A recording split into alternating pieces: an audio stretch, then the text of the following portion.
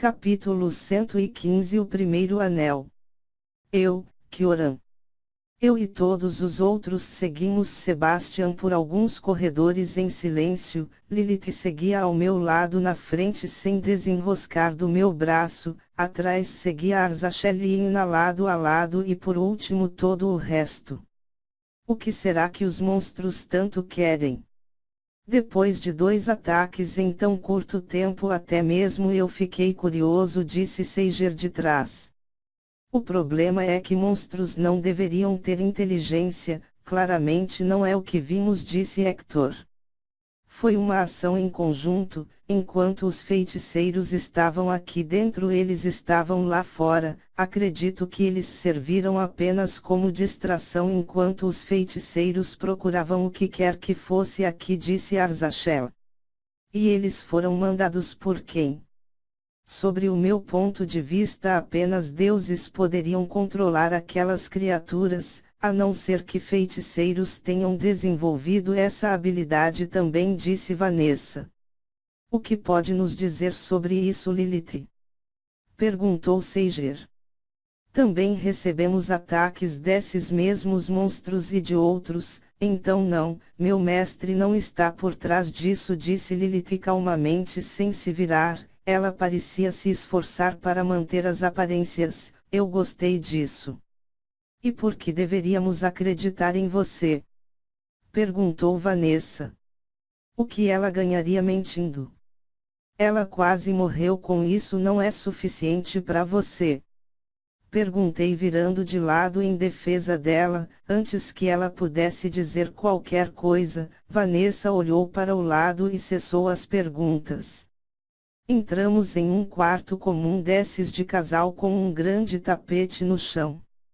Sebastian deixou a mão na frente barrando todos nós na porta, entrou, puxou o tapete tirando debaixo dos móveis, guarda-roupa, cama, cômoda e liberou uma passagem em alçapão no chão. Esse alçapão era todo escuro e feito de metais. Haviam várias travas de ferros interligados que pareciam prender completamente a entrada. Sebastian usou a própria aura e todas as travas foram liberadas. Depois ele puxou para cima liberando uma escada de degraus em ladeira. Já podem vir, é aqui dentro, disse ele descendo na frente. Descemos uma escada de prata e entramos nas paredes de terra. Pelo corredor ele seguia na frente passando aura pelas paredes. Eu podia ouvir vários barulhos de travas sendo liberados. Haviam buracos escuros pelas paredes em todo o corredor que seguíamos. Não sou nenhum profissional nesse mundo, mas eu julgava que aquilo eram armadilhas. O corredor também era mais estreito, dando para andar apenas 2 pessoas lado a lado. Chegamos de frente a uma porta dupla com a mesma formação do alçapão. Mais uma vez Sebastian usou aura e as portas se abriram para dentro, nos apresentando um cômodo pequeno com as mesmas paredes da parte de cima, de ouro e prata, assim como no corredor tinham algumas luzes que se acenderam quando entramos. No teto desse quarto também tinha. Entramos e paramos fascinados. Havia um tipo de vitrine logo de cara que protegia uma armadura prateada com asas brancas como as que seriam de um anjo. Embora ela estivesse parada dentro da vitrine, podia-se notar uma aura de vento fluido por ela e correndo por todo o peitoral da armadura. Era a única peça visível com as asas nas costas. Embaixo estava a esfera branca, brilhante, que parecia soltar trovões enquanto sumia e reaparecia, dando uma sensação de ilusão, se ela existia ou não, se poderia realmente ser tocada. Senhor Kioran, esta é a armadura de seu pai. Ela ficou para o senhor ou sua irmã, explicou Sebastian, observando que todos tinham a atenção toda voltada a esse peitoral. Do lado, tinha uma mesa com outra pequena vitrine cobrindo um anel escuro, parecia conter uma enorme aura maligna sobre ele rodopiando. Foi a segunda coisa que puxou minha atenção. Logo todos estavam virados para o anel. E este é o anel da escuridão, é outra herança do seu pai Serenus. acredito que é este anel que os monstros ou qualquer que seja o inimigo desejam possuir, explicou Sebastian.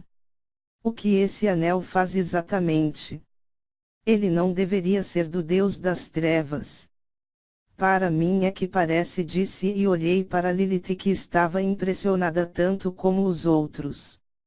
Não exatamente, esse anel, apesar de parecer transparecer uma aura maligna, ele não torna o usuário maligno ou algo assim, ele dá vantagens em lutas contra qualquer tipo de titãs e seres vivos que não sejam monstros nem criaturas, explicou Sebastian. Isso começa a fazer um pouco de sentido, é como se esse anel fosse um tipo de prenúncio da morte, supôs Seiger, levando uma mão ao queixo.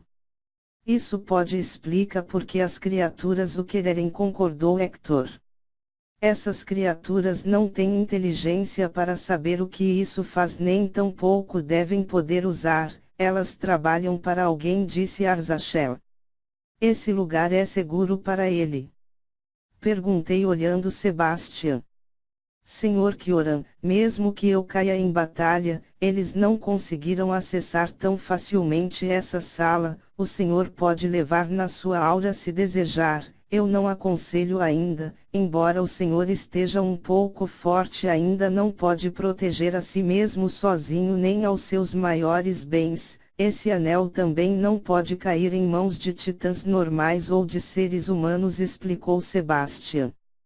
Como assim não pode cair em mãos de titãs normais? Esse anel foi feito para ser usado por entidades divinas. Se usado por qualquer outro, a mente do usuário é possuída tal como uma maldição. Não dá para prever o que essa pessoa pode fazer usando um anel desses, explicou Sebastian, e mesmo que não parecesse, eu lembrei daquelas vozes em minha cabeça que às vezes eu ouvia e sentir um frio na espinha. Ao fundo havia 2 baús grandes de madeira fechados e empoeirados. No meio deles, preso na parede, havia o que parecia ser um quadro enorme com um pano amarelo por cima o cobrindo. Os baús contêm alguns utensílios que vieram do paraíso, nada relevante no momento, e no meio, temos o espelho das revelações, disse Sebastian, deixando todos mais uma vez surpresos. O que ele faz? Perguntei enquanto Sebastian puxava o pano que o cobria, liberando o espelho. No primeiro momento tudo pareceu normal, haviam algumas escrituras em letras nas madeiras de bronze das laterais do espelho de cima a baixo. Eu não entendia nada e acredito que para todos era a mesma coisa. Esse espelho revela se entre os seus amigos existe algum traidor, ele é chamado de espelho das revelações, também conhecido como revelações da perversidade, explicou Sebastian. Todos ficaram em silêncio. Como assim? Perguntou Lilith. Era a primeira vez que ela parecia ter dúvidas sobre algo. A primeira imagem que o espelho mostrará será a traição ocorrendo. Caso a pessoa seja de confiança, então ele mostrará algum tipo de perversidade, desejo inconsciente da pessoa em si que, ficar de frente ao espelho. Resumindo, qualquer imagem a mais que não seja de traição, a pessoa é de total confiança, explicou Sebastian. E como o espelho sabe que nossa confiança estaria ligada a Kioran? Perguntou Seiger. Artigos criados por deuses não falham, é tudo o que precisam saber, então. Alguém está disposto a fazer um teste? Perguntou Sebastian. Acho que isso é uma boa hora para todos testamos nossa lealdade, não concorda Lilith? Perguntou Seiger, se virando para ela. Quando vocês quiserem, afirmou ela na mesma hora, se virando para eles.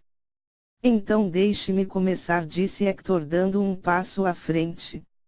Certo, você precisa ficar a 1 metro do espelho para iniciar, disse Sebastian, abrindo espaço, e Hector caminhou e parou em frente, se olhando. Todos nós demos um passo à frente e tentamos ver o que estaria no reflexo. Era impossível, Hector estava totalmente na frente. Foi quando de repente tudo em volta começou a se desfragmentar.